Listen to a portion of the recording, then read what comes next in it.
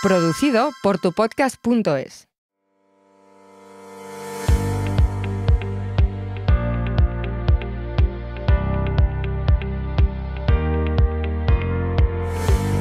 ¿Qué tal? Bienvenidos a un nuevo episodio de Rompiendo el Mercado, un podcast donde queremos conocer esa trastienda del mercado, ya sabéis, democratizar la inversión. El programa de hoy es un auténtico lujo, una masterclass sobre inversión, pero también de vida, de cómo influye en nuestro día a día esa deuda, esa inflación, esos datos que muchas veces vemos a diario y que no sabemos cómo realmente todo eso nos influye, ¿no?, en nuestro día a día, y al final eso lo que significa es que vamos perdiendo ese poder adquisitivo, cada vez somos más pobres y lo que tenemos que intentar es sacar partido de todo ello. A todo esto además vemos que el mercado es todo maravilloso, ¿no? A pesar de todo lo que nos están diciendo por ahí, parece que las bolsas no paran de subir, vamos máximos, vemos cómo valores también va tocando máximos.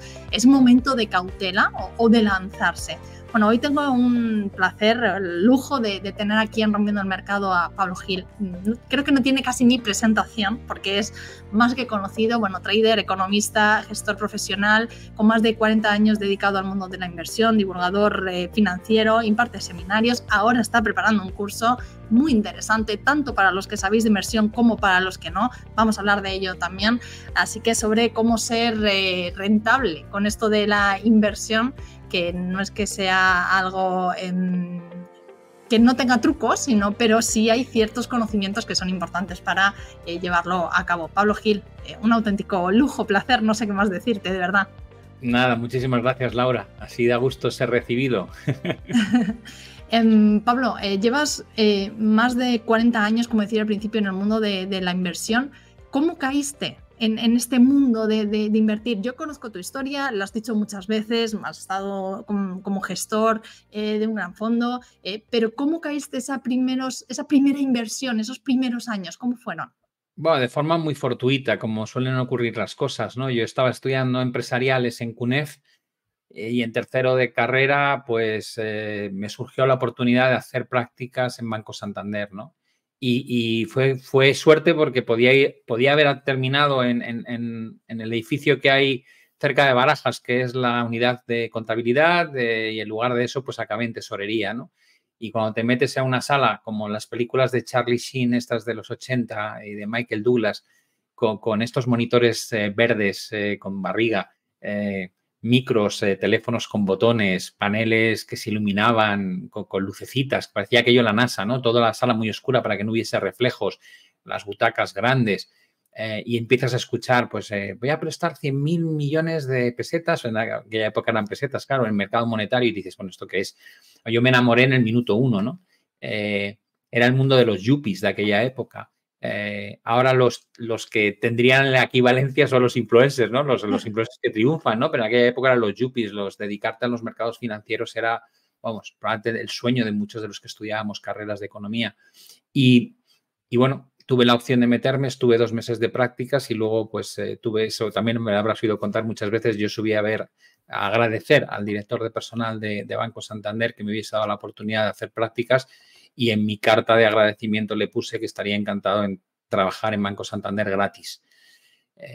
A lo cual, bueno, pues él me dijo, pues mira, con esta carta de presentación, que creo que es la mejor que he visto jamás, tienes altas probabilidades de que te llamemos. Y me llamaron al cabo de, nada, unos meses, y ya entré y me metí en la tesorería y, bueno, pues empecé a hacer mi carrera ahí. Luego di el salto a que no querer ser empleado sino socio. Santander, evidentemente, nos dijo, ¿en qué estáis pensando? No vamos a hacer socio a unos empleados. Pero BBVA sí le pareció interesante robar a unos directivos del Santander y hacerlos socios.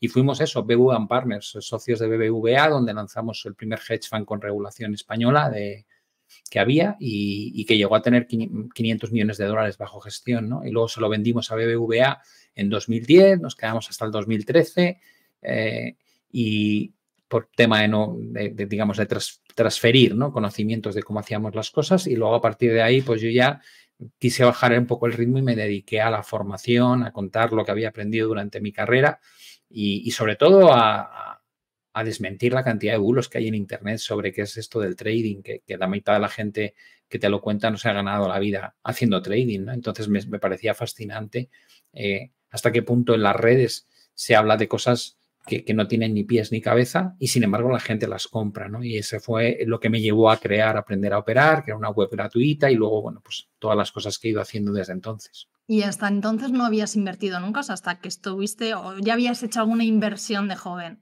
Había arruinado a mi padre, me había dejado su cartera de acciones y en una demostración de desconocimiento absoluto, pues me comí la gran crisis del año 87, ¿no? Yo venía de un año 86 que me parecía que era Rockefeller, porque claro, la bolsa española en aquel año, si no recuerdo mal, había subido casi un 60 y tantos %. No era la bolsa de ahora, lógicamente, y entonces me creía que era el rey del mambo, ¿no? Digo, bueno, yo apenas sé y fíjate tú, todo lo que toco es oro, ¿no? Y luego, claro, estaba a las puertas del gran colapso del año 87, que me lo comí íntegro y además vendí muy cerca de los bajos, con lo cual ese fue mi inicio, ¿no? Primero la alegría, luego el bofetón y a partir de ahí fue cuando dije, me tengo que tomar esto un poquito más en serio, tengo que aprender algo, ¿no? Antes de tomar decisiones de qué hacer con las acciones de la cartera que tenía mi padre. Pero bueno, esa fue mi primera experiencia y mi primera lección fuerte en los mercados. ¿Y cómo ha cambiado tu forma de invertir y cómo ha cambiado la inversión desde ese primer bofetón, como decías tú, hasta la actualidad? Los mercados han cambiado mucho, pero la forma de invertir me imagino que ha cambiado muchísimo más. Sí, cambiamos todos, cambia el mercado, cambia la tecnología, cambia el tipo de individuo que hace, o sea, antiguamente había muy poco particular que pudiese invertir. No estaba democratizada la inversión, era muy costoso acceder al mercado, era muy costoso conseguir los datos, con lo cual solamente te lidiabas casi siempre con inversor profesional, ¿no? A día de hoy no, a día de hoy invierte todo el mundo, probablemente con un conocimiento casi nulo como tenía yo cuando empecé, pero con una alegría enorme, como la misma que yo tenía cuando yo empecé, ¿no? Con lo cual, en ese sentido, el ser humano no cambia tanto. Pero bueno, yo me he vuelto mucho más conservador, más humilde, menos dramático con las cosas. O sea, yo antes lo llevaba todo como a flor de piel, ¿no? Era el mercado está equivocado y tiene que pasar esto porque y lo argumentaba con mil cosas. Ahora no, ahora soy mucho más consciente de algo que no conocía en mis primeros años. Te diría que a lo mejor ni siquiera en mis primeros 10, 15 años de que era la importancia de la psicología del mercado, ¿no? Hasta qué punto puede pasar cualquier cosa, tenga sentido o no tenga sentido, y la puedes mantener sin sentido 3, 4, 5 años, no pasa nada. Es algo que he aprendido, ¿no? A respetar el sinsentido del mercado y a decir, bueno, pues para ganar dinero no hay que tener razón, para ganar dinero hay que conseguir entender cómo piensa el resto de inversores y si la mayoría piensa un absurdo, pues intentar jugar de alguna manera estrategias que te den dinero con ese absurdo, ¿no? Sabiendo que es un absurdo y que tienes que protegerte mucho, pero esa es la forma en la que ahora entiendo los mercados, con lo cual ya no digo esto no va a pasar. Antiguamente lo decía mucho, ¿no? Esto no puede ser, esto no va a pasar. Pero no, ahora me creo que todo es factible y lo hemos visto lo de los meme stocks, hemos visto compañías tecnológicas que no ganan dinero subir como la espuma, hemos visto una compañía como Tesla que gana una 10ª parte de lo que gana la industria del automóvil valer por capitalización más que toda la industria de los automóviles en el mundo. O sea, hemos visto disparates de tal calibre y curiosamente te asomas a las redes y ves que hay un porcentaje muy alto de gente que lo defiende. Lo cual, bueno, pues es una lección viva de o te adaptas y entiendes que esto es un disparate muchas veces o lo vas a pasar fatal. ¿Pero tú crees que lo defienden por ese intento de ganar dinero en el mercado? Porque hablas de eso, ¿no? De que es algo absurdo, pero al final te tienes que adaptar a esa estrategia para conseguir ser rentable invirtiendo. Bueno, yo lo que hago es que cuando veo una cosa que es disparatada, no entro, pero no me pongo en contra. Es decir, yo no me pongo a vender GameStop o AMC cuando en 2021 hago un vídeo que digo que es un disparate absoluto. Eso y Pelotón y muchas más cosas, ¿no? Vamos, tuve que dejar de leer los comentarios porque, claro, los que estaban posicionados en ese tipo de valores me ponían a caer de un burro. Pelotón ha perdido el 100% de lo que subió, AMC prácticamente lo mismo, a pesar de este último movimiento que hace una semana se ha vuelto a producir. Que yo, o de Game también, que lo hace poco lo hemos visto pero también, que a mí me fascina porque digo, o sea, habéis perdido el 100% del en el 99% de las compañías que recomendaba Wall Street Bets, desde 2021 a hace una semana has perdido el 100% de todo lo que ganabas. Y vuelve un tío a colgar una historia en el foro y se produce un repunte, eso sí, parece que se ha venido abajo en cuestión de 3 días. Digo, y todavía hay gente que se mete. O sea, digo yo, me alucina, ¿no? El ser humano y su capacidad de tropezar varias veces con la misma piedra. Pero bueno, no me meto, lo respeto, pero evidentemente no participo de las tonterías, ¿no? Entonces, o al menos de lo que a mí me parece una tontería. Entonces, hay muchas cosas en las que, si no tengo la sensación de que es una tontería, ponte a hablar de las criptomonedas. Yo creo que tiene mucho sentido lo que está pasando por la destrucción del dinero fiat, ¿no? De la capacidad adquisitiva del dinero fiat. Pero no podemos saber dónde van a llegar Ether o dónde va a llegar Bitcoin o dónde va a llegar Solana. Es muy difícil, apenas hay histórico para poder ver. Bueno, es una historia que a mí me parece que tiene sentido y en esa participo y veo un sentimiento y veo los halvings. Es decir, en algunas cosas me meto sabiendo que tengo que proteger mi inversión y que tengo que controlar el importe que utilizo porque tiene una muchísima volatilidad, y en otras que me parecen disparatadas y que no entiendo y que me parece que no tienen lógica, ahí simplemente lo miro como un espectador que va al cine alucinado, pero no me siento atrapado por la sensación de tengo que hacer esto porque está subiendo mucho. A mí eso me la trae al pairo, ¿no? Hay 1000 cosas que suben mucho y en las que no estoy invertido. Pero muchos te dirán también que es un costo de oportunidad, ¿no? Bueno, el coste de oportunidad para mí, que es otra cosa que he aprendido en 40 años, es la calidad de cómo ganas. Es decir, la gente está obsesionada con la cantidad. Y yo siempre digo lo mismo, ¿no? Cuando gestionábamos nuestro fondo de inversión, dices, hombre, una rentabilidad de un 4, un 5%, 6%, después de comisiones. Y alguno te puede decir, vaya porquería. Digo, bueno, sí, pero es que también lo conseguimos en el año 2008, que estábamos gestionando un fondo financiero y el mercado colapsó, el sector financiero colapsó un 90% y ganamos casi un 4%. Y dicen, ya, bueno, ese año entonces sí, digo, claro, y en 2001 y en 2002 también, ¿verdad? Si tú ganas esto y la bolsa se hunde un 50%, también te parece un buen retorno. No te parece un buen retorno cuando la bolsa sube un 20, un 25%, pero es que nuestro fondo no estaba pensado para un particular, estaba pensado para los ricos, es decir, la gente de alto patrimonio, o bancos o tesorerías de otros bancos o fondos de inversión o planes de pensiones. Esa gente no quiere forrarse con la inversión, esa gente quiere obtener la inflación más X puntos extra de rentabilidad. Entonces, en ese momento descubres que la calidad con la que ganas lo que ganas importa tanto como la cantidad de lo que ganas, porque hay fondos que te dicen, no, ha ganado un 30%, un 40%, digo, ya, y luego perdí un 48% el día de la crisis, porque no gestionan el riesgo. Pero si no vas a gestionar el riesgo, ¿para qué diablos te metes en un fondo de inversión? Cómprate un ETF que replica directamente la bolsa, al menos te ahorras las comisiones o pagas unas comisiones mucho más bajas. Hablabas tú antes de esas críticas. Es verdad que llevas muchos años en la cúspide, como digo yo.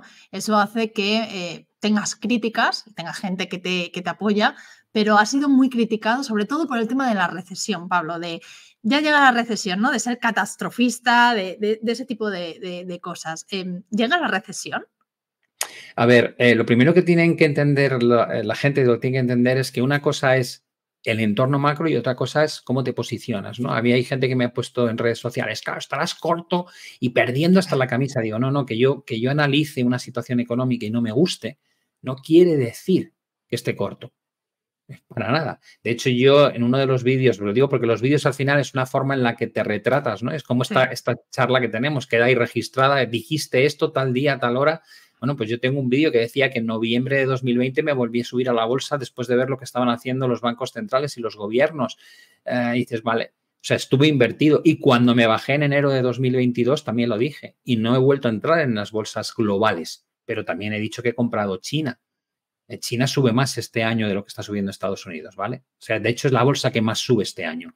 Con lo cual dices, ¿te mojas? Sí. ¿A veces aciertas? Sí. ¿A veces fallas? Sí. Pero la gente lo que busca es, la gente que digamos que va con el mensaje malicioso, lo que busca es, se equivocó aquí, pero claro, ¿cómo no te vas a equivocar? Si estás hablando Como de 1000 todos. cosas todos los días y todas las semanas, sería ridículo. Si no me equivocase, ¿qué voy a aspirar? ¿A ser un dios? No, claro que me equivoco. Lo que pasa es que cuando me equivoco suelo controlar rápidamente las pérdidas y cuando acierto suelo dejar que corran los beneficios, ¿no? Con lo cual, yo he comentado cuando compro oro. Me acuerdo que compré oro y durante un año no subió. Te hablo de 2021. Y bueno, también tuve que escuchar, no, es que pues vaya mierda de inversión, porque tal, porque digo, bueno, y la bolsa está volando y tú con oro. Digo, bueno, pues mira, el oro está en máximos históricos y ha funcionado muy bien.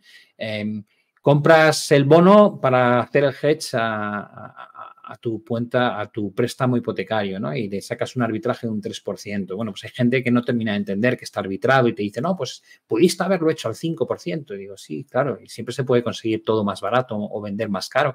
Digo, pero la idea es que tienes una cartera, tomas unas decisiones, tiene un sentido, hay un argumento detrás.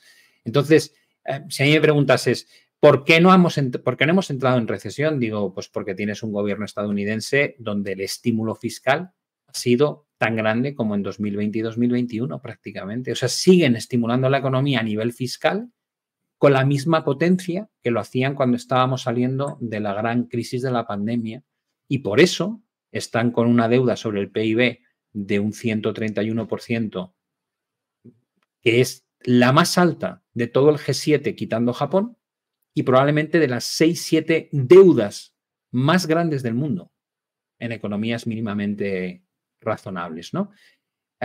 Y van a acabar muy mal. ¿Quiere eso decir que vendes el SP? No, simplemente digo que yo no me quiero montar en un mercado donde veo que hay unos desequilibrios enormes por debajo, donde la valoración es cara, porque tengo otras opciones como China, que es mucho más barato, donde creo que hay un potencial mucho mayor y por tanto me meto en otras cosas. No quiere decir que sea bajista estructural en la bolsa, ¿no? Lo que creo es que llevamos una década y media llevando a cabo políticas monetarias y fiscales que son muy, muy negativas, porque la política monetaria no convencional que se instauró para sacarnos de la crisis 2008 era una política no convencional y la convertimos en convencional. Los balances de los bancos centrales, las compras de deuda, nos han estado acompañando de forma repetida en el tiempo, con independencia de si había crecimiento económico o no lo había. Lo mismo que los tipos negativos del menos 0,50 en Europa o del 0% en Estados Unidos, bajo la premisa absurda de que los bancos centrales tienen que conseguir que la inflación sea el 2%. Digo, no, perdona, esto os lo habéis sacado de la manga. Cuando se hablaba del 2% hace décadas era que no superase la inflación el 2%, no que la inflación fuese el 2%. Era un límite, no un objetivo. Tener una inflación del 1% está genial. Para los ciudadanos, está genial, y para las empresas. Lo que no quieres es que se vaya por encima del 2 porque empiezas a tener problemas de que se acelere mucho o se enquiste la expectativa inflacionista y eso te lleve a que se retroalimente el proceso.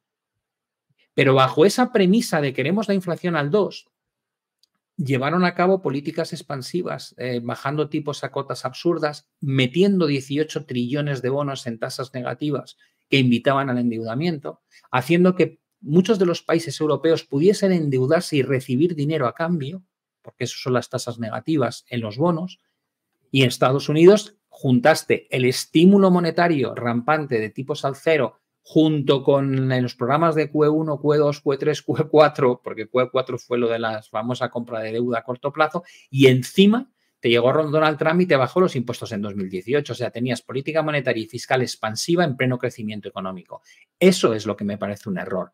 Y ese error nos ha llevado a cotas de endeudamiento altísimas y, por otro lado, a crear una grandísima burbuja en general sobre activos financieros que lo único que han hecho es que el gap o la diferencia entre la clase alta, que son los que tienen inmobiliario, que es uno de los activos financieros, y bolsa, son mucho más ricos o tienen mucho mayor poder económico frente a los que apenas llegan a fin de mes, que esos ni tienen casa ni tienen bolsa. Con lo cual has hecho una brecha social enorme, favoreciendo a un colectivo respecto al otro. Eso es lo que yo creo que es una crítica y la mantengo. Y digo, sí, lo hacemos muy mal, claro que sí. Y esto el día en que dejen de meter estímulo monetario y fiscal de forma rampante, pues probablemente acabará mal. Mientras tanto, esa es una película y la otra está cómo me posiciono, qué hago con mis inversiones, que no tiene nada que ver con esa visión negativa que tengo sobre el modelo económico que hemos desarrollado.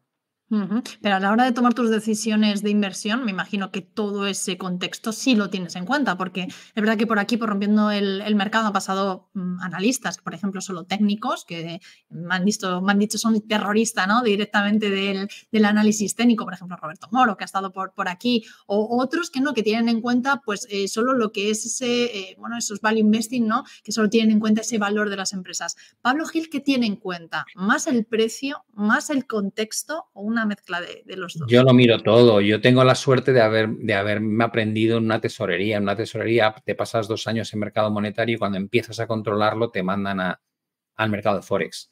Y te pasas 3 años y cuando ya te sientes con cierta soltura te mandan a renta fija y después a bolsa y después a materias primas. Es decir, aprendes lo que es un mercado 360 grados, ¿no? Y que todo está muy relacionado. Y eso te permite que en 2007 detectes que el problema viene por el mercado inmobiliario, no por la valoración bursátil. O que en el año 2000 o 99-2000 te viene por la valoración. O que en el caso de la crisis periférica te viene por el mercado de crédito. Es decir, empiezas a entender que no siempre el problema surge en tu mercado natural donde estás haciendo tus posicionamientos, sino que tienes que entender cuáles son los riesgos que hay de forma global, ¿no? Porque cuando empiezan en un sitio, pero luego se van extendiendo de forma general. Entonces, para mí, no miro todo, miro el spread de crédito, miro los niveles de volatilidad, miro el sentimiento de mercado tanto en el retail, o sea, en los inversores particulares como profesionales, miro temas relacionados con indicadores técnicos en distintos plazos en índices bursátiles o estructuras gráficas, miro la macro. Miro cuánto vale la bolsa respecto al crecimiento del PIB, cuáles son los niveles de endeudamiento, qué espero que ocurra con los tipos de interés, cuál es el entorno geopolítico. Y de todo eso al final saco una conclusión de dónde quiero estar, dónde creo que hay oportunidades, dónde esas oportunidades tienen una relación beneficio-riesgo que me compense a la hora de poner mi dinero en juego.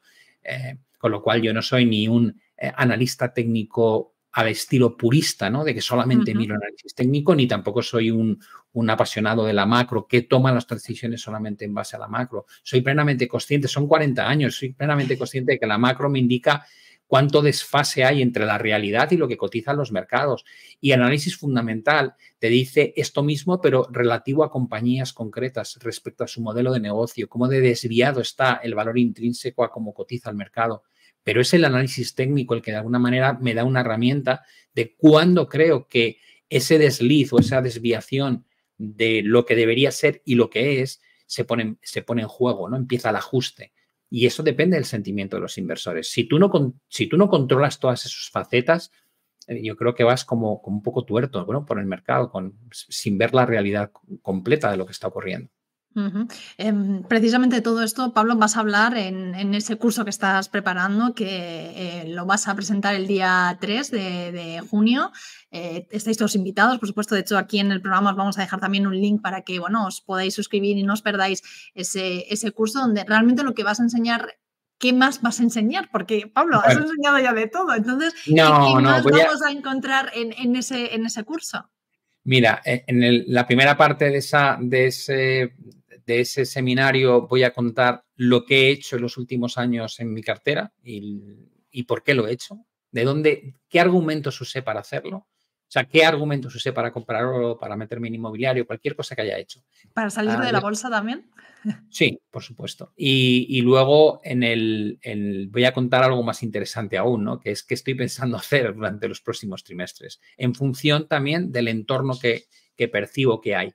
Y luego, por el lado de la presentación del curso, pues como ya habrás deducido de lo que he dicho, hay un módulo que es macroeconomía y cómo impactan los mercados, donde explico de forma muy sencilla. Pues está pensado todo para gente que no es profesional, es decir, para gente que no ha estudiado una carrera de economía o de ADE, sino gente que haga lo que haga, quiera saber cómo sacarle partido a su dinero, sobre todo ahora que es plenamente consciente de cómo pierde capacidad adquisitiva con estos niveles de inflación. En España tenemos más de un 3% de inflación, ¿no? Con el famoso 2% de inflación del BCE, que es el punto de equilibrio, cada 10 años pierdes un 22% de tu capacidad adquisitiva y cada 35 años la mitad de tu capacidad adquisitiva. Con lo cual, esto no es para traders solamente, esto es que eres inversor, te guste o no. Es así de sencillo. Y si no, eres perdedor de capacidad adquisitiva con un 100% de fiabilidad, ¿no? Entonces, con esa mentalidad está el primer módulo, que es macro. El segundo módulo, que es metodologías de inversión, habla de cómo afrontar la decisión de inversión, de qué distintas formas a largo plazo, sin preocuparte del timing, en medio plazo, haciendo swing trading o al corto plazo, haciendo day trading, qué técnicas tienes que usar, cómo se usan, explicar todo con los componentes que hay ahí dentro. Y explicar también qué son los sistemas de trading, que era algo que yo diseñaba cuando estaba en Banco Santander dirigiendo el departamento de análisis técnico. Esa es la parte más sofisticada. Ver qué resultados se pueden obtener en distintos mercados y luego cómo hacíamos nuestro posicionamiento cuando teníamos el fondo, que es con trading relativo, ¿no? No es direccional, sino entre dos activos. Y luego hay un tercer módulo que me parece crucial porque probablemente es de lo que menos se habla, que se llama psicología del trading, que una cosa es tu método, una cosa... Es decir, yo le puedo decir a alguien qué tiene que hacer para no engordar o para tener una vida sana, ¿no? Tú le puedes decir, oh, no, hay que hacer deporte pues todos los días de este tipo y tienes que comer sano y mejor no cenar y tú le puedes hacer una pauta, digo, pero luego está la realidad, ¿no? ¿Y por qué crees que esa parte del trading, para mí siempre me ha llamado la atención, Pablo, la psicología del mercado? Aquí lo hemos tratado también en Rompiendo el Mercado, he traído a algún psicólogo de trading y parece que es lo que menos interesa, a lo mejor porque es lo que más esfuerzo requiere para un inversor. No lo sé, te pregunto. Yo creo que hay dos factores ahí muy importantes. El primero es que solo puedes hablar de la parte psicológica del trading si has sido trader de verdad. Es decir, yo cuando la gente me dice, bueno, la experiencia, digo, me comí la crisis del 87. Después me tuve que tragar la crisis del año 97 de las divisas asiáticas, cuando se pierde el PEC al dólar. Después la crisis del rublo del 98 con el default de Rusia. Después llegamos a los años 2001 y 2002 con el pinchazo a la burbuja.com y la caída del 82% del Nasdaq. Después llegas a la situación del año 2008 con la crisis financiera que viene precedida del pinchazo a la burbuja inmobiliaria. Después la crisis periférica en 2011 y 2012 con el default de Grecia previo. Después te llega la crisis de la bolsa china en el año 2015, después el COVID en 2020. Es decir, hablar de psicología de inversión o psicología del trading, a mí no se me ocurriría hablar del estrés de los militares que están en zonas de guerra, porque no he estado nunca. Yeah. Y creo que hay mucha gente que habla mal de la psicología del trading porque lo ha leído y lo ha aprendido en libros. Pero yo cada vez que hablo de esto pienso, ¿te acuerdas cuando cerraron la bolsa durante una semana en Estados Unidos y ¡buah, qué estrés! Que nos llamaban los clientes, ¿cuánto perdéis o cuánto ganáis? No nos decís nada, es que no está abierto una pata de la operación.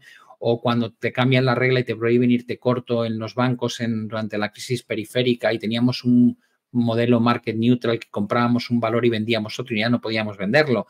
Es decir, ¿qué pasa realmente en esas situaciones? Es un cúmulo de vivencias que puedes contar de forma muy sencilla porque has estado allí, ¿no? Entonces yo creo que primero no hay tantos traders que lleven mucho tiempo, los que hay a lo mejor no están dando formación y luego el que está metido no quiere escuchar cosas feas. Es decir, la gente, yo lo veo con la gente joven, ¿no? Cuando les cuentas un poco sobre temas duros, te dicen, no. Digo, no, es que es muy duro. Es que cuando llegue el momento duro, es que tú has vivido en una era donde todo han sido facilidades, ¿no? Desde el año 2009 no has visto problemas y te dicen, sí, en el COVID. Digo, no, perdona, el COVID duró, a efectos de mercado, duró 3 meses. 5 meses después ya estabas en plena fase de recuperación y a finales de año ya estaban las bolsas en máximos históricos otra vez. Entre que te pensabas qué hacer, ya había recuperado todo el daño que sufriste. Con lo cual, tú no has vivido un bear market, tú no has vivido realmente un problema que dura meses y meses y meses, que se extiende más de un año. Porque la crisis a nivel psicológico no es cuánto baja, es cuánto baja y durante cuánto tiempo baja. Tú puedes aguantar un tirón de un esparadrapo que te arranque los pelos, ¿vale? Y dices, ya, pero lo aguantes porque ha durado poco. Ahora imagínate que te empiezan a arrancar las cejas poco a poco y luego te dicen, y luego van las otras cejas, las pestañas, los pelos de todo el vello del cuerpo. Entonces es cuando te entra la angustia, cuando dices, no se va a acabar nunca esto. Ese sentimiento de no se va a acabar nunca realmente es la esencia de lo que es un bear market. Cuando no le ves solución, cuando empiezas a pensar, esto no va a parar de ser así de malo jamás. ¿Y cómo tomas esa decisión de decir, esto es un bear market, es decir, vendo o mantengo? Porque claro, yo muchas veces os escucho decir, no, claro, es que te has salido antes de tiempo, tenías que haber aguantado, pero claro, luego te pones un poco en esa psicología, ¿no? Volviendo un poco a eso que me estás diciendo y es, ostras, ¿cómo aguanto yo eso? ¿Te puedes preparar? ¿Tú te has preparado, Pablo, para ello? ¿O qué hacer en esas situaciones de decir, hasta aquí hemos llegado o no, tengo que aguantar?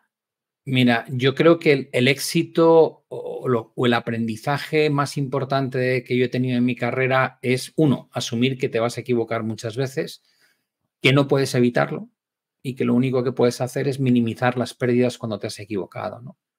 En el momento en que dejas de luchar contra los eventos negativos, de decir, bueno, van a pasar, de repente va a pasar. Bueno, pues mi único objetivo es que esto no sea un daño brutal en mi cartera, sino que sea pues una de esas pérdidas malas que de vez en cuando ocurren y que ya las financiaré de sobra con otras operaciones buenas. Es un tema de gestión del riesgo. Yo no pretendo acertar siempre, es imposible, ya lo sé, ni tampoco pretendo saber dónde está la mejor oportunidad. Probablemente no la voy a encontrar. Lo único que pretendo es buscar buenas relaciones, beneficio-riesgo, es decir, donde me compense lo que asumo, tanto si es a la baja como al alza. Y casi te vuelves un poquito,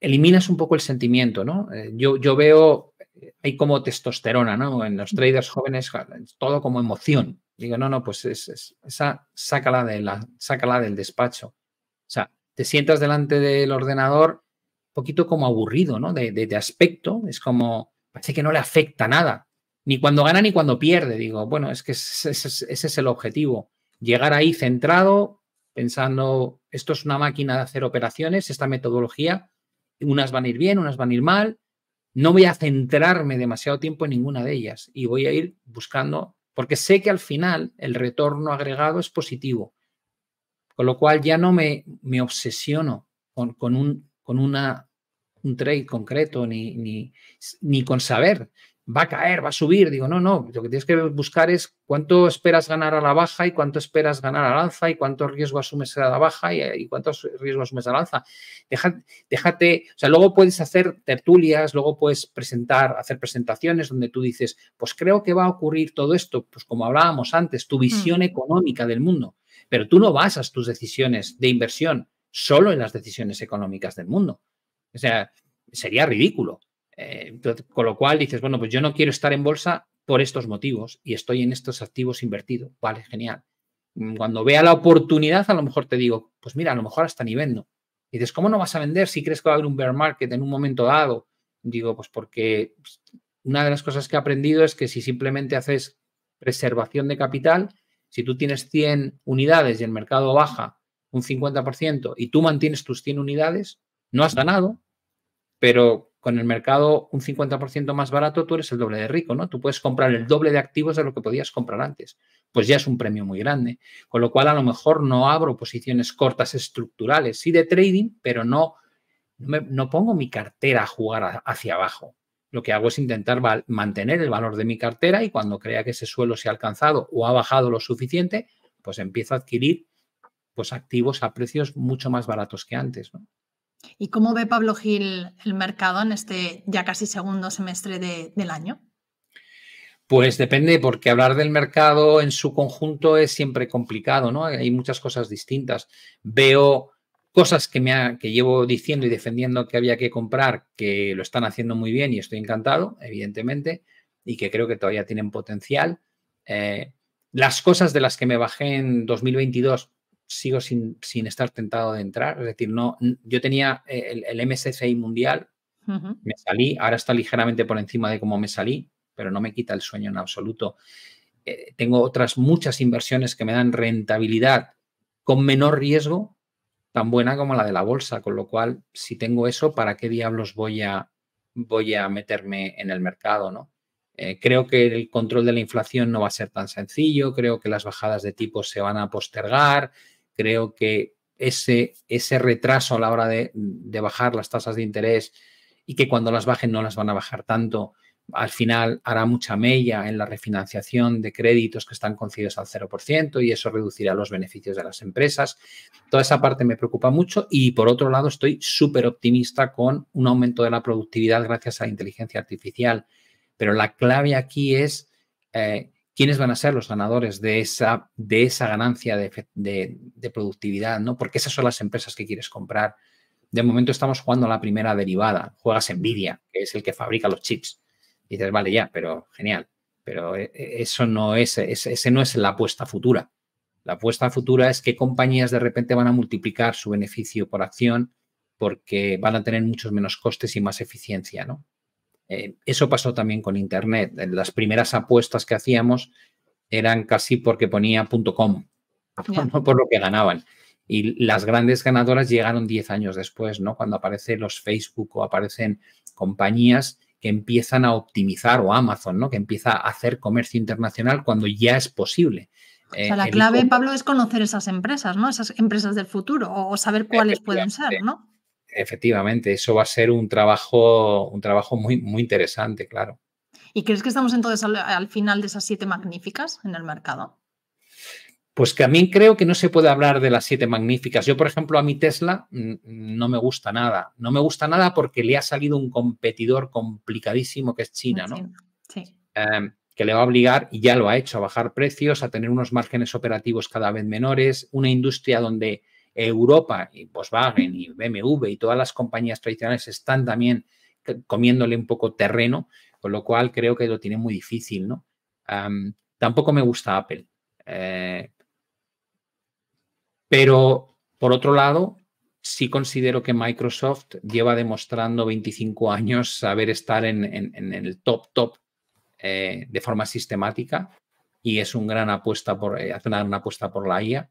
Y me gusta Amazon y me gusta Google y no sé, hay algunas que me gustan mucho. Nvidia no, por ejemplo. Nvidia no querría tener, o sea, no querría tenerlo, no la tendría. Básicamente porque todo el mundo está dando por hecho que va a ser casi el que mantenga el monopolio de la fabricación de chips de alta efectividad para la aplicación de la IA y estoy viendo lo que están invirtiendo estos monstruos en desarrollar sus propios chips. Y digo, bueno, ahora tienen esa ventaja, pero de aquí en un tiempo no la van a tener. De aquí en 2-3 años probablemente no la van a tener. Y como la cotización descuenta escenarios futuros, pues creo que hay demasiado optimismo. En 2021 pensábamos que Tesla iba a dominar el mundo de los coches eléctricos y alcanzó su pico de valoración. Y desde entonces la realidad se ha demostrado muy distinta, ¿no? Ahora ya no tienes esa visión de Tesla y el precio está un 50% por debajo. Con lo cual yo en Nvidia no veo, o sea, creo que lo va a seguir haciendo bien, pero creo que no va a tener esa posición de primacía brutal que tiene hoy en el mundo de los semiconductores.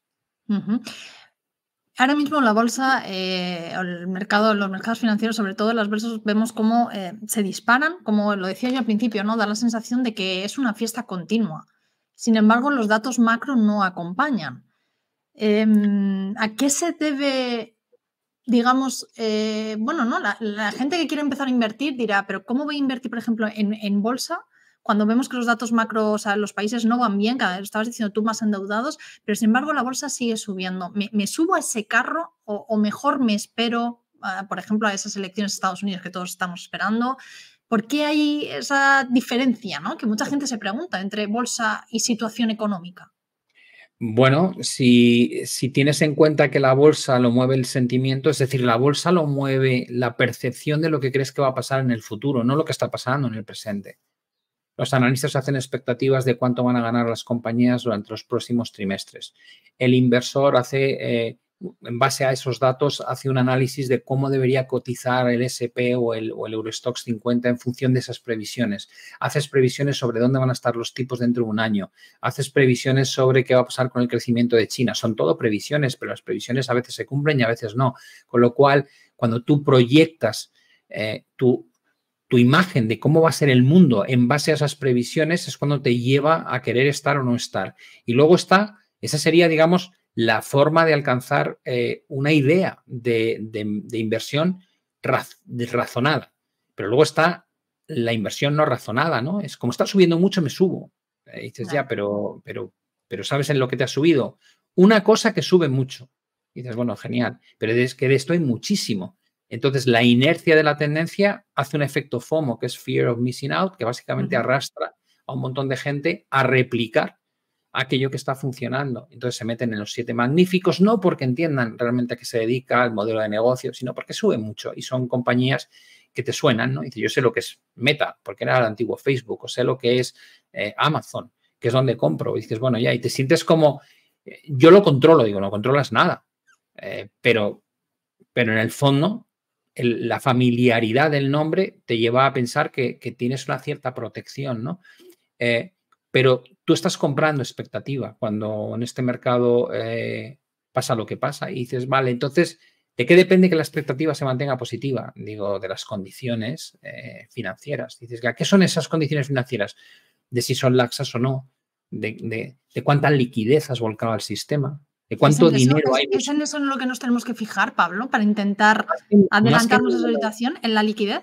Sí, más que ninguna otra cosa. Hay una correlación de un 82% entre la liquidez que vuelcan los bancos centrales y los gobiernos al mercado y el comportamiento del S&P 500. Y dices, vale, pero es que la Fed está subiendo tipos, está drenando. Digo, no nos confundamos. Una cosa es la política monetaria convencional que ha drenado y otra cosa es que si miras lo que se ha drenado respecto a todo lo que se inyectó desde el año 2020, no se ha drenado nada, se ha drenado una cantidad ridícula de dinero del sistema.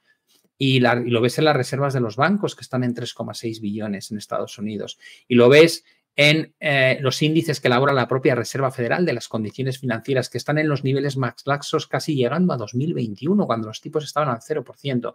Porque además tienes una política fiscal del señor Biden que no hace más que inyectar dinero para programas de infraestructuras, programas de chips. Es decir, está haciendo política expansiva. Por tanto, lo que tú tienes ahí, a grosso modo, es que el neto de todo lo que está ocurriendo, a pesar de las subidas de tipos, es que estás llevando una política tremendamente expansiva y de ayuda a los mercados, que se está convirtiendo en volatilidades en mínimos históricos o primas de riesgo en mínimos históricos y bolsas en máximos. Esa es la parte. O sea, tú puedes tener tu idea, pero luego está la realidad de lo que está ocurriendo. Y la realidad es que en Europa ha sido más restrictivo. Y dices, ¿por qué ha sido más restrictivo? Digo, es porque aquí has tenido una política fiscal que va como con más cuentagotas, ¿no? Y por eso hemos tenido crecimientos anémicos durante 5 trimestres. De hecho, el último ha sido 0,3, 0,4, pero no deja de estar muy cerca del 0. Hemos estado tocando la recesión a nivel zona euro. Y dices, bueno, pues eso te da una idea de hasta qué punto sin estímulo fiscal las cosas son mucho más duras, ¿no?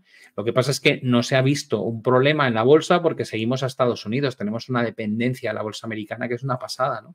Y cuando ellos suben, subimos, cuando ellos bajan, bajamos y cuando ellos tienen fiesta, como el Día del Presidente, apenas hay 1/3 del volumen que se suele cruzar. Es decir, básicamente no sabemos qué hacer y a dónde ir si no es con la referencia de lo que hace la bolsa americana. ¿Y tú crees que en los bancos centrales va a pasar lo mismo en esa referencia? Siempre ha ido el Banco Central Europeo detrás, ¿no?, de lo que hace la Fed. Ya empiezo a escuchar en esta ocasión que el Banco Central Europeo va a bajar los tipos antes que la Reserva Federal. ¿Crees que puede haber ese cambio en esta ocasión?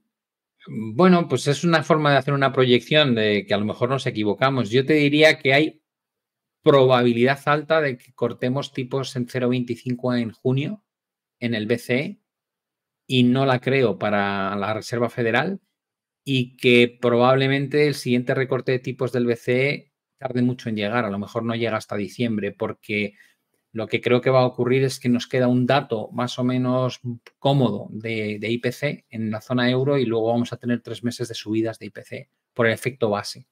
Con lo cual, igual sí llegamos a ese primer recorte de tipos, pero luego con la inflación subiendo, Christine Lagarde va a decir que hay que esperar y nos va a dar fin de año. En Estados Unidos, creo que si hay una bajada de tipos, se va a alargar a septiembre o incluso diciembre.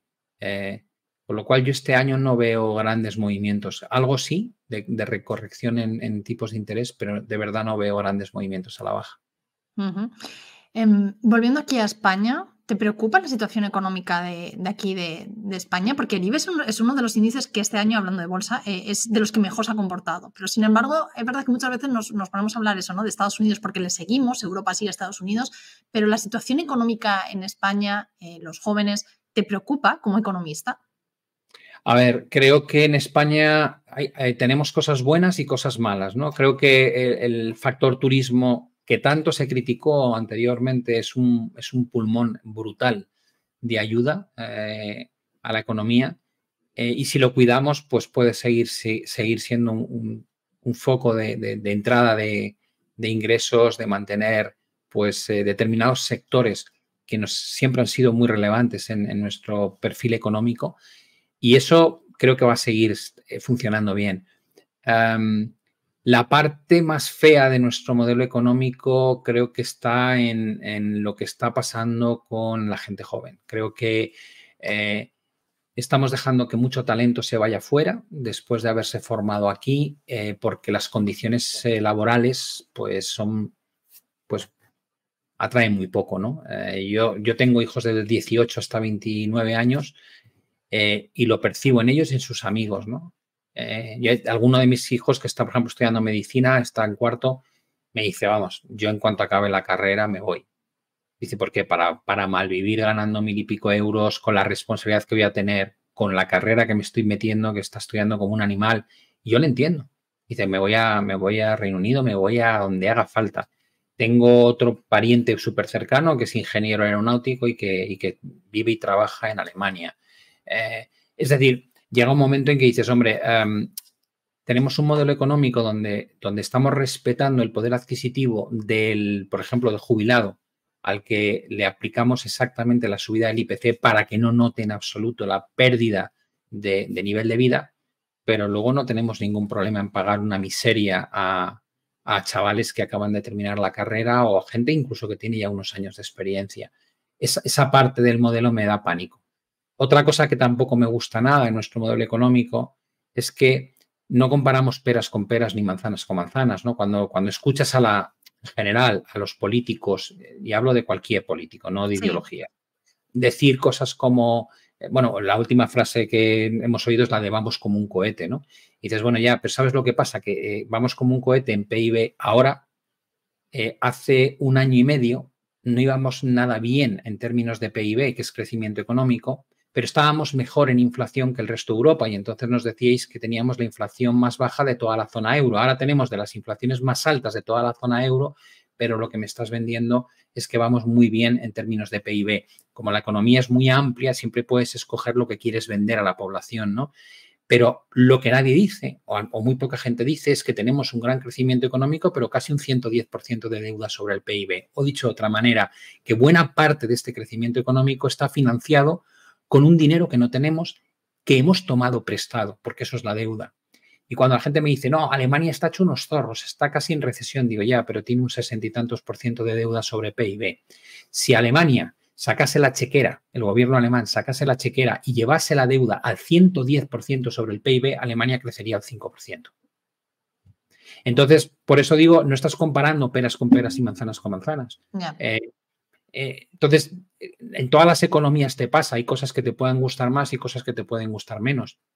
Yo creo que nosotros tenemos mucho potencial por un lado, pero por otro lado no hacemos las cosas demasiado bien, ¿no? Tenemos demasiada regulación, demasiado trámite administrativo. Yo he vivido o llevo viviendo unos años, he probado por cuenta ajena, he probado por cuenta propia como autónomo. La vida del autónomo es no sacrificada, lo siguiente, ¿no? Sí. De la cantidad de trámites que tienes que hacer, presentación de impuestos trimestrales, anuales, bueno, es todo un calvario. Entonces te digo, bueno, si tienes en cuenta que la economía española está basada en micropymes, no en pymes, en micropymes, que son estos pequeños autónomos que tienen pocos trabajadores a su cargo, pues estamos haciendo un papel malísimo, ¿no? Porque les estamos complicando o nos están complicando la vida en extremo. ¿Y crees que con la inversión los jóvenes, o no tan jóvenes, nos podemos proteger de esta situación económica? Digamos que es otro factor, ¿no? Yo no lo digo como complementar tu salario, ¿no? Yo no lo veo así. Mucha gente dice, ¿me puedo ganar la vida haciendo trading? Y yo siempre suelo decir, no. Y me dice, hombre, digo, es que lo consiguen 5 de cada 100. Es que prefiero decir que no porque la probabilidad de acierto es mucho mayor, ¿no? Claro que habrá alguno que lo consiga. Yo siempre pongo la misma metáfora. ¿Puede mi hijo ganarse la vida jugando al tenis? Digo, no. ¿Puede llegar a jugar muy bien? Claro. ¿Puede pasárselo fenomenal los fines de semana? Por supuesto. ¿Se puede ganar la vida como un Nadal, un Federer? Digo, pues ahí llegan 4 gatos. O al top 50 para tener llegan muy pocos. Hay miles de tenistas en el mundo. Entonces, si tú me preguntas, ¿puedo complementar mi salario? Y te digo, sí, pero no lo veas así. No se trata de meter un sueldo extra. Se trata de que lo que tanto te ha costado ganar, de ahorrar, crearte un patrimonio que no pierda valor, porque es que pierde valor seguro con el paso de los años. 1.000 euros, ya sé que no había euros en aquella época, 1.000 euros en 1960 en España compraban lo mismo que 44.000 euros hoy. Y dices, vale, pues si no has conseguido que tus 1.000 euros se conviertan en 44.000 euros, has perdido capacidad adquisitiva. Es así de real.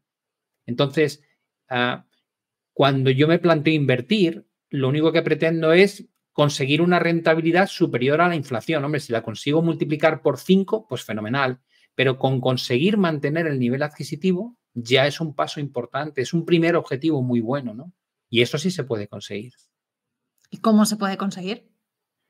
Pues aprendiendo a invertir. De eso trata el curso. Se llama Programa para Invertir con Éxito, ¿no? Es como qué cosas tienes que adquirir, qué conocimientos tienes que adquirir para tomar decisiones de inversión que tienen lógica y que te permitan, pues, al principio mantener tu nivel adquisitivo y con el tiempo, a medida que te vas sofisticando, pues sacar algo más que lo que es la inflación, ¿no? Y entonces descubres que tu patrimonio va creciendo en lugar de mantenerse.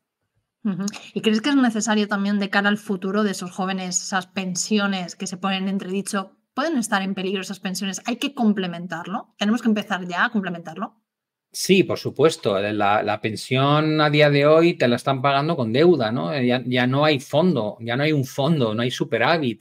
Se emite deuda para cumplir, por ejemplo, con ciertos requisitos de la seguridad social, con lo cual no vas a llegar a que haya realmente un fondo, menos con la natalidad que tenemos a día de hoy, ¿no? Donde cada vez hay menos jóvenes que sustentan a más mayores, aunque la realidad en el día a día es que los mayores sustentan a las familias jóvenes. Que muchas veces escuchamos que los abuelos son los que se encargan no solamente de cuidar a los nietos, sino también de ayudar en un momento dado cuando los jóvenes no llegan con el dinero que ganan o a comprar la vivienda o a cualquier gasto importante. Pero si lo miras en lo largo de las próximas 2 décadas, el panorama no es muy bueno, ¿no? Cada vez nacen menos niños, cada vez hay menos jóvenes, muchos se van fuera porque las condiciones laborales no son las adecuadas y hay que sustentar a una base de gente que va envejeciendo y que cada vez vive más años. Con lo cual, el modelo de pensiones yo creo que es bastante malo. No creo que colapse porque lo financiaremos con deuda, porque estamos ya en el mundo en el que cada vez que necesitamos algo que no tenemos, lo hacemos con deuda. Parece que a nadie le importa. Luego ves Japón que no crece. En algún momento, Pablo, esto tendrá que parar. O sea, no nos podemos seguir endeudando, ¿no? Todos los países eternamente. O no, a ver, la deuda es traerte bienestar futuro al presente, ¿no? Tú dices, Laura se quiere comprar un Porsche y quiere irse de vacaciones a Maldivas y quiere un anillo de diamantes y el salario no le da. Pues te pides 3 préstamos y lo haces. Y dices, ¿qué has hecho? Digo, pues lo que acabas de hacer es traerte bienestar futuro al día de hoy. ¿A cambio de qué? De una obligación de pago de 3 préstamos que te van a drenar capacidad de consumo e inversión en los próximos años. Entonces dices, vale, ¿qué hay en el mundo? 300 trillones de deuda. Y dices, vale, ¿cuánto es en términos de PIB? Un 250%. Debemos 2,5% lo que producimos. Dices, vale. ¿Cuál es la conclusión? Que vivimos por encima de nuestras posibilidades, evidentemente. Entonces, bueno, pues entonces dices, ¿qué le pasa a una economía que se endeuda tanto para mantener el nivel de vida en el futuro, digo, pues Japón, que no crece. Japón tiene el mismo PIB que en 1992. Lleva 30 años sin crecer nada. Y dices, vale, ¿y eso? Digo, bueno, pues ahí es una especie de vivir en la UCI. Vives en la UCI. ¿Y qué pasa? Dice, pero es que no, pero la bolsa japonesa está en máximos. Digo, claro, y el Banco de Japón tiene el 80% de todos los ETFs del Topix y del Nikkei. Se lo ha comprado él. Y ha controlado la curva. Una economía zombie. Claro, y tienes un Japón en el año 88 era un referente, los 5 mayores bancos del mundo eran japoneses, tenía casi todas las empresas tecnológicas punteras eran japonesas, aún te quedan algunas, Sony, Nintendo, pero Toyota, perdón, sí, tienes algunas marcas de coches punteras, pero es que entonces era todo, es que era Made in Japan, tú agarrabas cualquier aparato tecnológico, le dabas la vuelta y ponía Made in Japan. Ahora ponen Made in China. Bueno, pues el declive de la economía japonesa es eso. Es una economía en la UCI, donde no crecen, donde cada 3 años tienen una recesión. Ahora están otra vez ya con tasas negativas de PIB, por ejemplo. Anteriormente fue en 2021. Bueno, pues eso, una economía ultra intervenida para que no se note lo que debería notarse si dejasen las autoridades que realmente el desastre económico que tienen se trasladase a los ciudadanos. Y con todo lo que estamos viviendo en el contexto geopolítico, lo que me estás contando de Japón, esa defensa que también te veo a ti de un poco de China, del mercado chino también, ¿estamos ante un cambio en las grandes potencias? Hasta ahora Estados Unidos, ¿no? Y China son sobre todo Estados Unidos. ¿Crees que estamos viviendo un cambio de era también en ese sentido? Sí, yo recomiendo a todo el mundo que se lea el último libro de Ray Dalio del cambio del orden mundial, que creo que es un libro de esos de que hay que tener y que hay que leer, que te narra 1500 años de cambios de imperios, ¿no? El español, el portugués, el de Países Bajos, el británico. ¿Qué pasaba en China durante todo ese tiempo? Y el actual de Estados Unidos, claro. Y cuáles son las fases, por qué está ya en la última fase y por qué va probablemente, como ha pasado anteriormente, a terminarse y ser sustituido por otro, ¿no? En este caso, la alta probabilidad es que sea China. Cuáles son las pautas, ¿no? Y es muy curioso, yo me lo leí hace un par de años ya y en esos 2 años todo lo que cuenta, digo, ha salido súper reforzado el endeudamiento masivo en el que están incurriendo. Bueno, sí, claro que creo, o sea, a mí me gusta mucho la historia, no solamente la historia económica, la historia en general, ¿no? Y creo que el perder el tiempo, entre comillas, mirando cómo nos hemos comportado, es muy importante. Yo a gente que me sigue o con la que tengo algún tipo de relación por seminarios o cosas que hago, siempre les digo lo mismo, digo, no te olvides, digo, el Imperio Romano cayó por un tema económico y el Imperio Romano cayó por una emisión de moneda excesiva para financiar la expansión militar que estaban llevando a cabo, ¿no?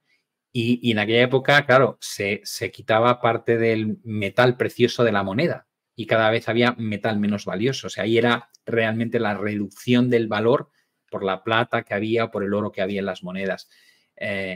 Digo, pero es lo mismo que hacer aumentar la masa monetaria y perder la capacidad adquisitiva de tu dinero. Digo, no somos tan listos. Esto hace 2000 años ya pasaba y volvemos a cometer los mismos errores. Con lo cual creo que la historia sí te sirve para anticipar posibles escenarios futuros que podamos tener que vivir a nivel geopolítico. Entonces, me imagino que para ti la gran oportunidad ahora, y te pregunto, ¿hay todavía oportunidad de meterse en China? Bueno, yo siempre digo que cuando hay que meterse, nadie quiere meterse y que cuando luego empieza a ser un poco atractivo, pues la gente empieza a preguntar, ¿no? Y yo suelo decir, yo ya no gestiono patrimonio de nadie que no sea el mío. Que tengo la suerte de no tener que contestarte. Que quiero decir que cuando te ganas el dinero gestionando el patrimonio de otros, cada vez que te llama un cliente que te paga por tener tu asesoramiento, por tener tu opinión, te ves obligado a responderle, ¿no? Y a veces la respuesta no es sencilla. No. Pero cuando no, pues la ventaja, es decir, yo ya sabéis lo que opino, pero no me voy a poner en la piel del inversor de entonces me merece la pena comprar ahora o no, porque esa decisión es una decisión muy particular. Y no es que no me quiera mojar, porque la visión la tengo y la he hecho muy explícita de lo que pienso que va a ocurrir. es porque no conozco el perfil de ese inversor. Y hay muchas veces que la gente me dice, hombre, si avisases cuando vas a quitarte el oro o tal, digo, vamos a ver, mi patrimonio si no es el avisase tuyo. Pablo, Warren Buffett y todos, ¿no? Pues así la seguiríamos todos, ¿no? No, una Claro, vez no, que ya lo han pero hecho, le seguimos. Pero yo no seguiría a Warren Buffett porque lo que quería explicar es que mi patrimonio no es el de Warren Buffett, ya me gustaría, Ya ni me el mío gustaría. es el de la persona que me Ya. consulta.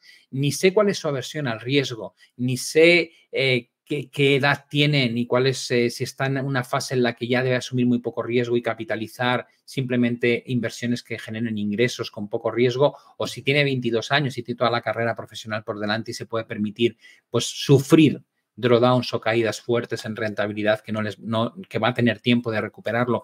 Es decir, cuando tú asesoras tienes que tener en cuenta 1000 cosas relativas al inversor al que asesoras. Y si alguien te pregunta en redes, no te da información, te pregunta de forma, oye, ¿tú crees que es buena idea? Digo, no voy a contestar. Es como si te digo, oye, Laura, ¿tú crees que mi hijo podría ganarse la vida jugando al tenis? No me puedes contestar sí o no. Me vas a decir, oye, ¿qué edad tiene? ¿Hace cuánto juega? ¿Cuál es su físico? Me gustaría verlo en el club, ¿no? Pues es lo mismo, te digo, yo no me voy a mojar diciéndole a alguien sí o sí no a algo sin saber realmente cuál es su situación personal concreta, ¿no? Sería un error garrafal mío.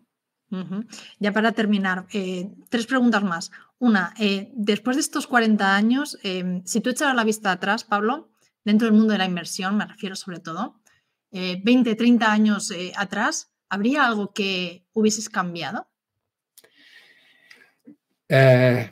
Pues 20 o 30 años atrás, pues sí, habría comprado Microsoft a muerte. Ahora sabiéndolo, ¿no?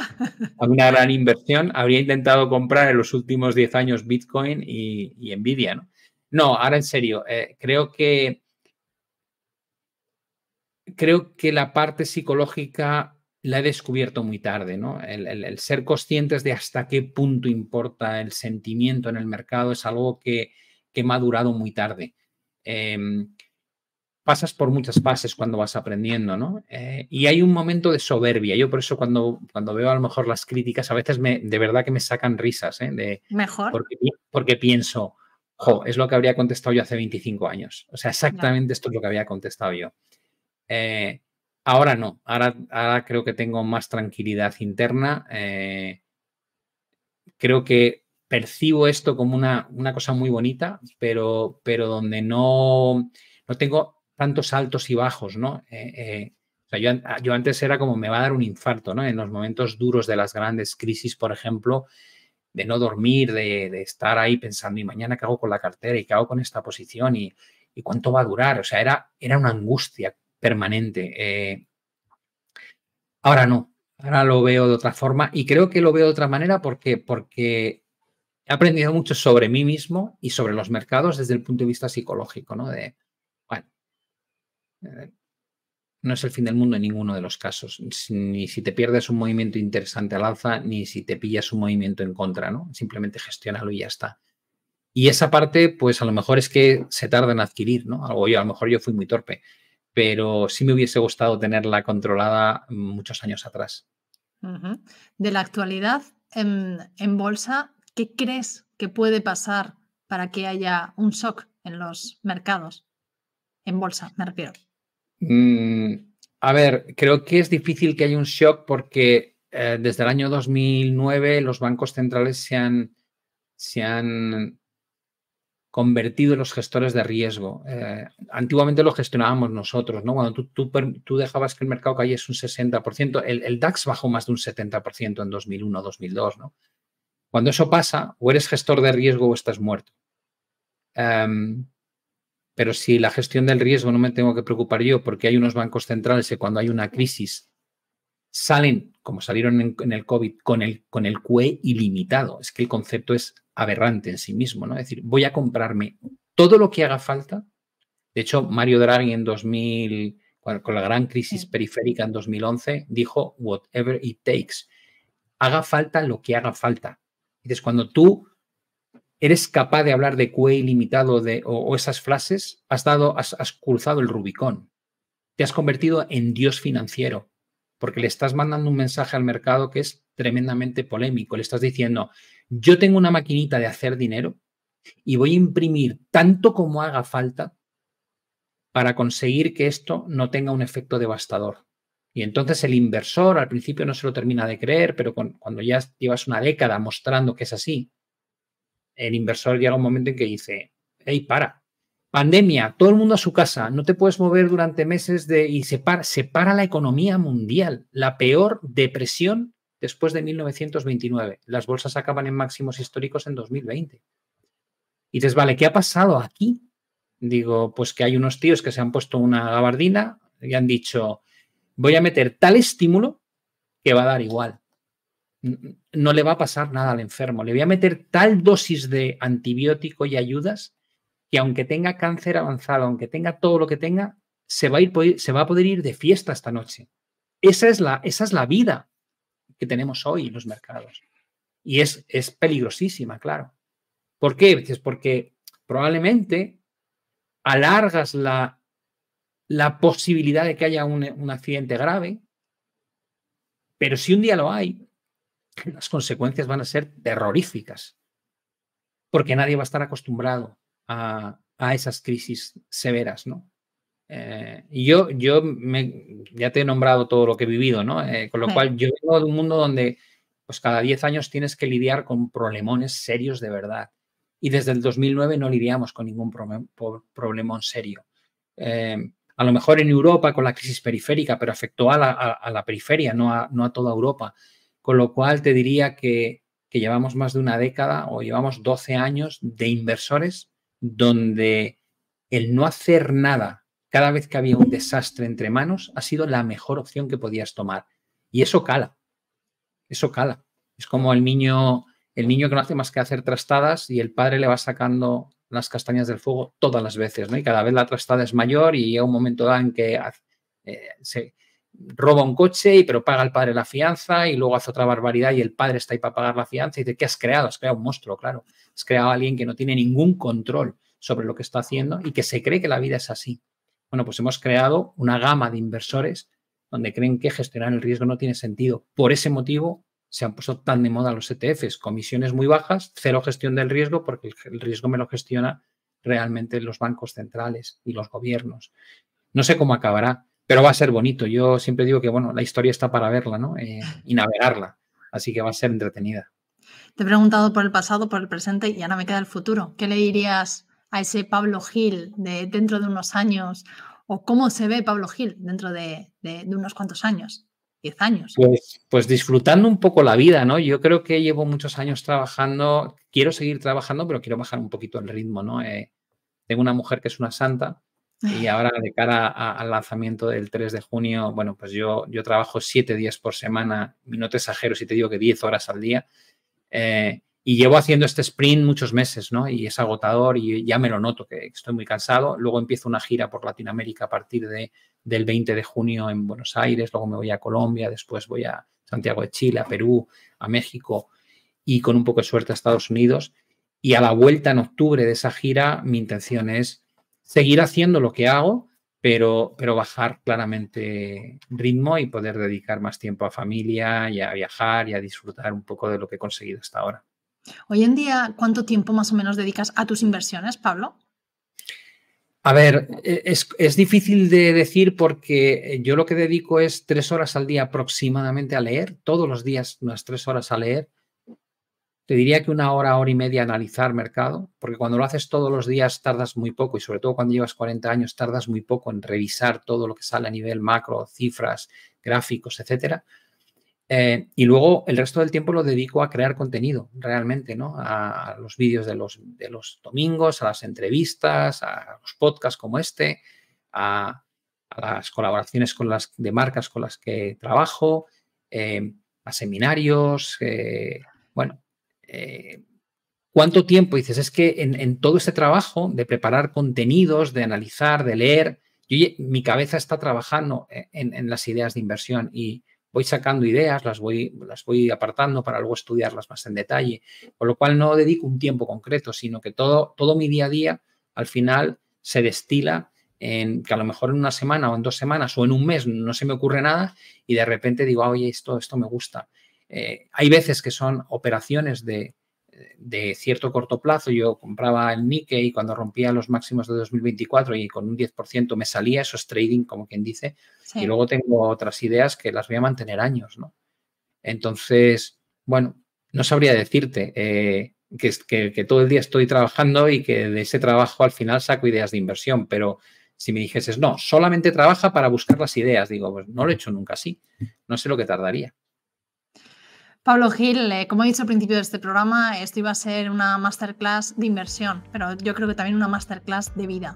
Así que te agradezco muchísimo que hayas estado aquí en Rompiendo el Mercado, que nos hayas dejado conocer también esa parte un poco más humana de Pablo Gil, que la das a conocer en tus redes y en todos lados, pero sacarte un poquito más de tanto dato macro, de tanta bolsa y también de tantas críticas que también que sé que llueven por ahí. Y también es importante conocer lo que hay detrás antes de criticar y conocer también esa visión a la hora de invertir y de por qué se toman esas decisiones. A todos los que nos veis, bueno, pues eso, que el 3 de junio os animo a que vayáis a ese directo, que nos vamos a dejar también aquí en Rompiendo el Mercado, os vamos a dejar el link para que os podáis apuntar y podáis entrar en ese vídeo en directo donde Pablo, bueno, va a ir explicando pues muchas más cosas de las que ha explicado aquí, que nos ha dejado algunas puntitas para que luego recoger el guante y que en ese directo nos lo cuente. Pablo, ha sido un placer, muchísimas gracias. A ti, de verdad, un placer, gracias por las preguntas y por la invitación, y un saludo a la audiencia. Producido por tupodcast.es.